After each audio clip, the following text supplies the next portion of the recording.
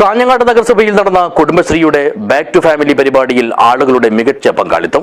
ഉപ്പിലിക്കൈ സ്കൂളിൽ വെച്ച് നടത്തിയ പരിപാടി നഗരസഭാ ചെയർപേഴ്സൺ KV സുജാത ടീച്ചർ ഉദ്ഘാടനം ചെയ്തു.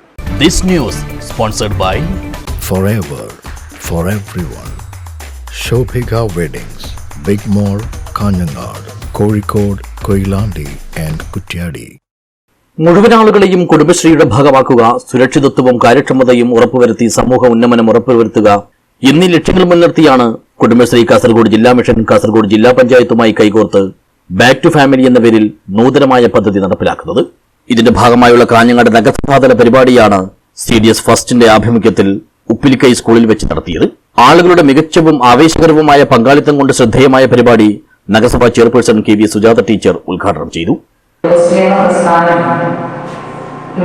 രൂപീകരിക്കപ്പെട്ട് 27 വർഷങ്ങൾ പൂർത്തിയായി കഴിയുമ്പോൾ ഏറ്റവും കൂടുതൽ ഈ നാടിനകത്ത് സ്ത്രീകളുടെ ശാക്തീകരണത്തിന് വേണ്ടി അത് സാമ്പത്തികമായും സാമൂഹ്യമായും ഒക്കെ ഇടപെടാൻ കുടുംബശ്രീ എന്ന പ്രസ്ഥാനത്തിന് കഴിഞ്ഞിട്ടുണ്ട്.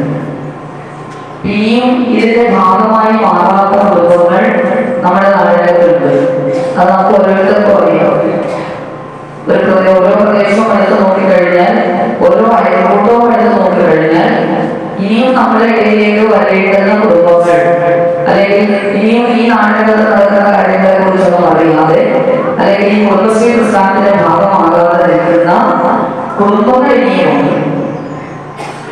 ഇനി അതോ നമ്മുടെ കുടുംബങ്ങളെ തന്നെ പൂർണ്ണമായി നമുക്ക് ഇതിന്റെ ഭാഗമാക്കാൻ വേണ്ടി കഴിഞ്ഞിട്ടുണ്ട് എന്ന് പറയാൻ കഴിയും.